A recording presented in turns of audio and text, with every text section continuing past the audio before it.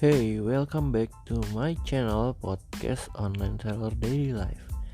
Hari ini gue bakal ceritain tentang kisah ketika gue masih jadi fotografer makanan dan memotret makanan di restoran, tapi di mall ya. Jadi restoran di mall gitu. Nah, gue pengen ceritain dari awal sampai kelar, gimana sih prosesnya, apa yang perlu disiapin, apa yang perlu diatur, ya dari dapat klien sampai selesai. Jadi buat kalian yang food fotografi atau yang pengen jadi food photographer, terus pengen tahu ya gimana sih kalau kerjaan food photographer di mall, di restoran-restoran gitu, kalian boleh dengerin di podcast episode ini ya. Jangan kemana-mana.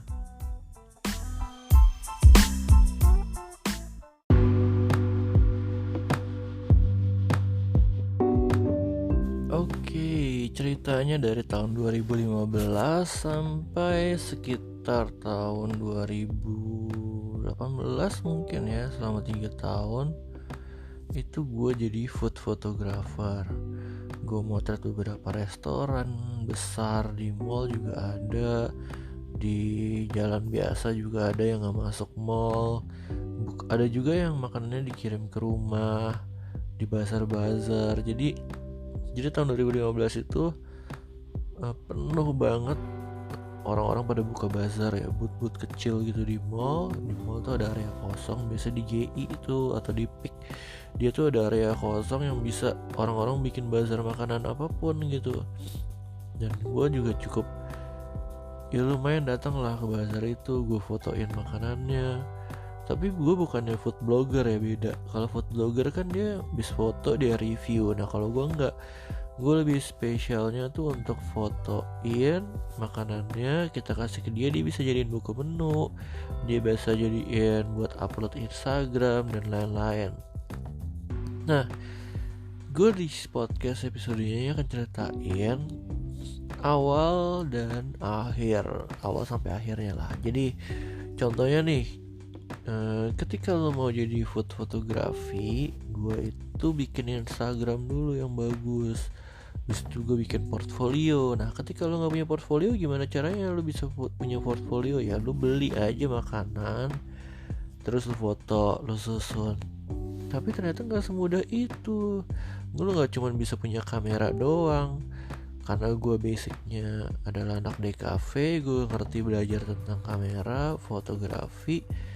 Nah gue tuh maunya beda sama yang food blogger ya. Jadi kalau yang food bloggernya itu kan dia cuma biasa datang ke resto, dia bawa kamera, dia foto. Nah kalau gue enggak, gue bawa makanannya atau gue datang ke sana restoran, gue taruh di meja, dan meja itu gue susun. Gue punya alas foto, gue punya props yang sesuai dengan temanya.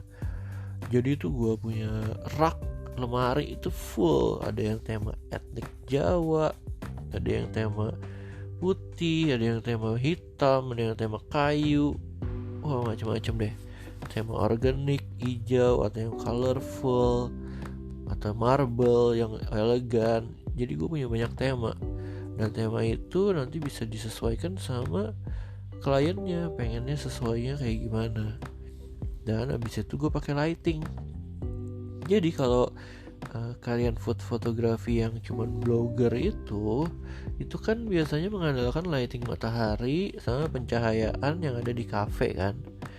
Nah tapi kalau gue nggak bisa tuh kalau kayak gitu, karena menurut gue tuh hasilnya flat gitu, biasa aja. Nah gue tuh pengennya hasilnya yang lebih dramatis, yang ada cahayanya bisa kita kontrol. Jadi kan gue tuh fotoin di rumah, di studio gitu, ada studio kan di rumah gue. Atau ya gue pergi ke restoran sambil bawa prop sama lighting. Nah ketika gue udah punya portfolio, terus udah gitu gue berani nih nawar-nawarin, kami dari ini, kami punya jasa food fotografi nih dengan budget segini. Jadi itu dulu tuh gue kelasnya sih yang murah ya. Jadi karena emang menurut gue itu gak gitu mahal. karena gue nggak mengedit, jadi emang gue bisa sebisa mungkin tuh fotonya udah bagus tanpa edit, udah enak gitu ya kan. Di kamera juga ada kan edit kontras sama brightness kan, jadi clarity-nya juga udah bisa dari kamera. Ketika gue foto hasilnya tuh udah enak, udah bisa langsung upload. Nah ini yang gue achieve karena gue melihat banyak banget orang-orang yang startup yang baru buka di booth itu tuh dia nggak berani bayar mahal. Jadi ya gue sasar aja nih yang bangsa-bangsa begitu, dan ternyata lumayan cukup menjanjikan. Nah ini yang datang ke rumah ya. Tapi kalau ketika gue pergi ke lokasi, jadi suatu hari itu udah dapat banyak klien, udah sering upload kan. Jadi kan udah dapat klien gue upload, dapat klien gue upload. Terus dari mulut ke mulut, terus gue hard selling juga, tawar-tawarin terus sampai suatu hari gue dapet big company beberapa ya. Nah ini nih repotnya kalau lu foto di mall itu harus janjian dulu. Jadi sebelum foto tuh lo udah tahu tuh mau bawa propsnya apa, lightingnya kayak gimana, setupnya gimana, perlu pakai tripod kah, atau lu cuman dia pengennya foto banyak. Nah itu juga perlu. Terus lokasinya di mana, sempit atau gede, kayak gitu juga perlu. Jadi gue udah bawa semuanya. Biasanya kalau di mall tuh repotnya lu harus bikin surat loading barang. Ini kalau lu bawa container box ya, repot banget tuh, karena lu harus pakai troli, bawa lighting apa segala macem, tiang, background, kan repot. Nah biasanya gue akalinnya gue pakai koper.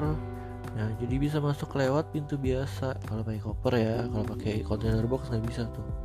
Habis itu gue setting propsnya, lightingnya, gue tes dulu shoot. Jadi tes shot dulu tuh beberapa kali. Oh lightingnya udah proper, oke, baru difoto.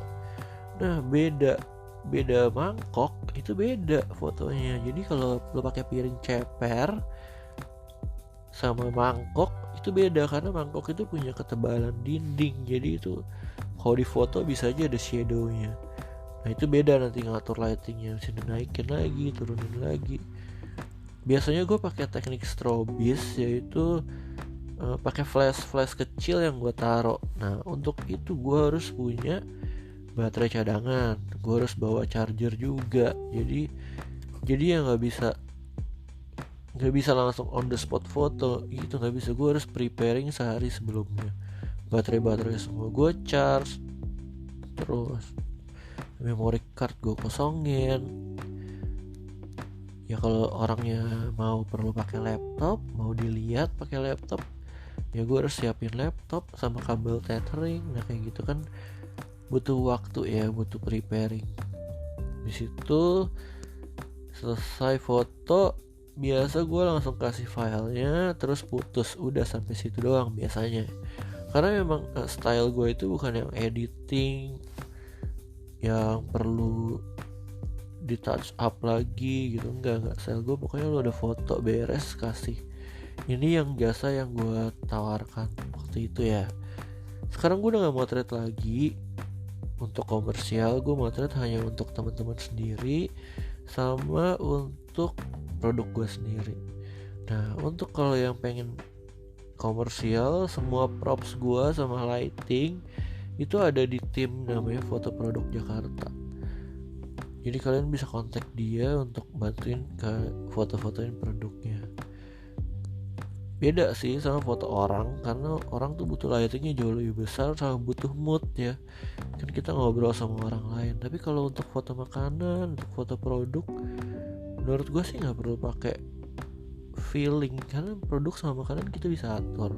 Terus barangnya juga kecil, lightingnya juga nggak perlu besar-besar. Nah habis itu selesai, kasih file, bayar, udah selesai gitu. Selesai, putus gitu aja.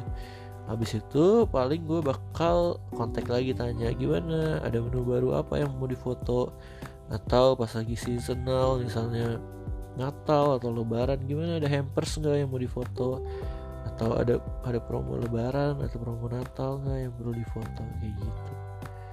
Untuk rate-nya gue gak gitu hafal rate-nya sekarang, tapi sekitar 50.000 satu foto. Dan kalau per jam itu bisa di 900.000 per jam.